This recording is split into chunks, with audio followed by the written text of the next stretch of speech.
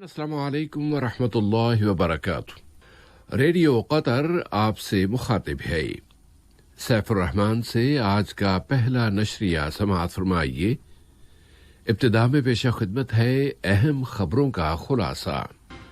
صاحب سمو امیر نے یوکرین کے صدر سے وہاں کے ایک فوجی طیارے کی تباہی میں ہونے والے جانی نقصان پر تعزیت کا اظہار کیا ہے۔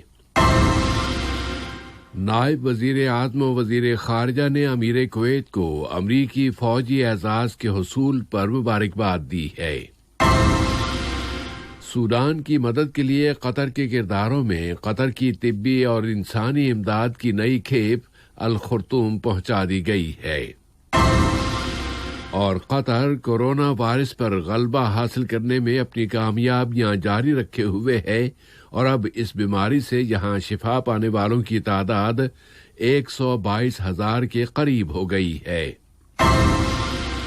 سامعین، یہ تھا اہم خبروں کا خلاصہ، اور اب پیش خدمت ہے ریڈیو قطر سے آج کا پہلا مفصل نشریہ۔ بسم اللہ الرحمن الرحیم۔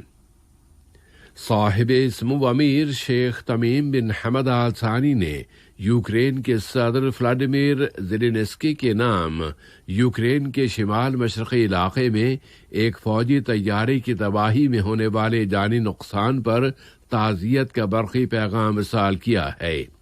اپنے پیغام میں انہوں نے زخمیوں کی جلد شفا یابی کی تمنا کا بھی اظہار کیا ہے۔ نائب امیر شیخ عبداللہ بن حمد آل ثانی نے بھی یوکرین کے صدر کے نام اس فوجی طیارے کی تباہی میں ہونے والے جانی نقصان پر تعزیت کا برقی پیغام روانہ کیا ہے اور زخمیوں کی جلد از جلد شفا یابی کی تمنا کا اظہار کیا ہے۔ اسی طرح وزیر اعظم و وزیر داخلہ شیخ خالد بن عبدالعزیز بن خلیفہ آل ثانی نے یوکرین کے وزیر اعظم جناب ڈینس شمیہال کے نام ان کے ملک کے فوجی طیارے کی تباہی میں ہونے والے جانی نقصان پر تعزیت کا برقی پیغام روانہ کیا ہے اور زخمیوں کی جلد صحت یابی کی تمنا کا اظہار کیا ہے۔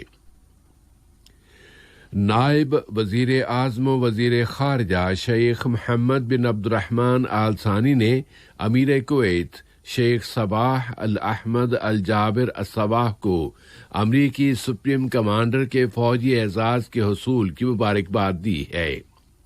نائب وزیر اعظم و وزیر خارجہ نے کہا ہے کہ امیر کویت اس اعزاز کے مستحق ہے کہ انہوں نے نہایت عقل مندی اور دانش مندی کے ساتھ کویت کی خارجہ پالیسی پر عمل درآمد کیا ہے۔ قطر کے انسانی کرداروں کے ضمن میں سوڈان تم سلامت رہو مہم کے ایک حصے کے طور پر تیسرا قطری طیارہ انسانی امداد لے کر الخرطوم کے ہوائی اڈے پر پہنچ گیا ہے۔ قطر چیریٹی کے ذریعے وہاں کے سیلابوں کے متاثرین کی مدد کی جا رہی ہے۔ الخرطوم میں قطر کے سفیر جناب عبد الرحمن بن علی الکبیسی نے وہاں اس طیارے کا خیر مقدم کیا۔ قطر اس امداد کے ذریعے اپنے بھائیوں کی ضرورت کے وقت ان کے ساتھ کھڑا ہے۔ سوڈان کی وزارت خارجہ میں وہاں کے سیلابوں سے نپٹنے کی کمیٹی کے صدر سفیر محی الدین سالم نے ان کے ملک کو دی جانے والی اس قطری امداد پر قطر کے امیر، حکومت اور عوام کا شکریہ ادا کیا ہے۔ قطر نے اس کی وزارت خارجہ کے سیکرٹری جنرل ڈاکٹر احمد بن حسن الحمادی کی زبانی نیو یارک میں اقوام متحدہ کی جنرل اسمبلی کے 75ویں سیشن کی سائیڈ لائن میں کثیر فریقی اتحاد کے وزارتی اجلاس میں دیے گئے بیان میں ایک مرتبہ پھر کہا ہے کہ وہ کثیر فریقی اصول کا پابند ہے اور وہ متعدد اطراف کے بین الاقوامی عمل میں ایک فعال اور ایکٹیو کردار ادا کر رہا ہے۔ اس نے کثیر فریقی سسٹم کو کمزور کرنے یا پھر اسے ختم کر دینے پر متنبہ کرتے ہوئے کہا ہے کہ ایسی صورت میں پھر بین الاقوامی تعلقات میں بلنگ اور غنڈہ گردی شروع ہو جائے گی اور دنیا میں جنگل کا قانون نافذ ہو جائے گا، جس کی قیمت پھر سب کو چکانا پڑے گی۔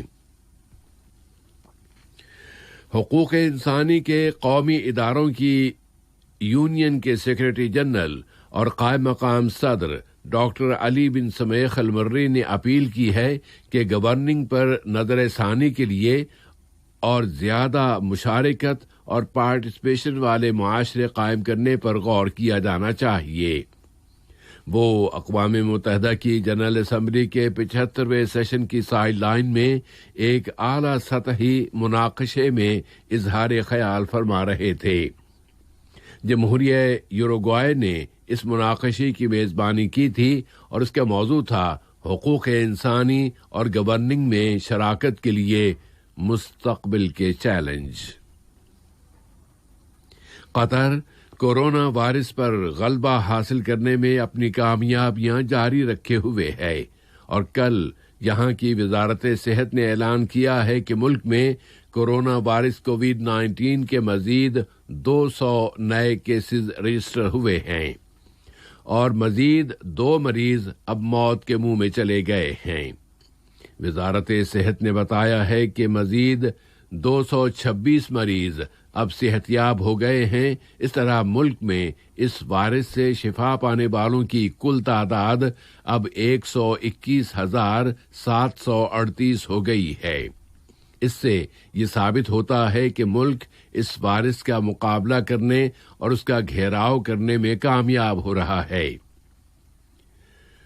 دنیا کی صورتحال پر نظر ڈالیں تو اس وقت کووڈ-19 وائرس پوری دنیا میں پھیل چکا ہے اور اب تک تقریباً 33 ملین لوگ اس سے متاثر ہو چکے ہیں اور 1 ملین باشندے اب تک موت کے منہ میں جا چکے ہیں۔ گزشتہ 24 گھنٹوں کے دوران دنیا میں اور بطور خاص عربی ملکوں، یورپ اور امریکہ میں اس وائرس سے متاثر ہونے والوں کی تعداد میں بہت زیادہ اضافہ ہوا ہے اور اس صورتحال میں یہ خطرہ پیدا ہو چکا ہے کہ اس وائرس کی ایک نئی لہر اب دروازے پر ہے۔ یورپ کے متعدد ملکوں نے اب نئے احتیاطی اقدامات پر عمل درآمد شروع کر دیا ہے۔ اسپین کے دارالحکومت میڈرڈ کے لوگ اب اپنے محلوں سے دوسرے مقامات پر نہیں جا سکتے الا یہ کہ انہیں انتہائی سخت ضرورت درپیش ہو۔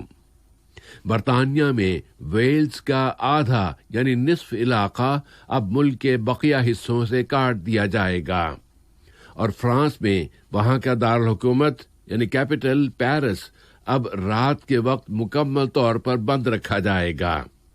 ان تمام اقدامات کا مقصد اس وائرس کی دوسری لہر سے بچنا ہے کہ اگر وہ نئی ویو یا لہر آ گئی تو اس کے نتائج بہت ہی بھیانک ہوں گے۔ اب لبنان چلتے ہیں جہاں کے لیے ان بین الاقوامی مطالبات میں اضافہ ہو چکا ہے کہ وہاں ایک ایسی حکومت قائم کی جائے جو ضروری اصلاحات لا کر لبنان کو اس کے بدترین اقتصادی بحران سے نکال سکے۔ یہ بحران وہاں گزشتہ کئی دہائیوں سے جاری ہے۔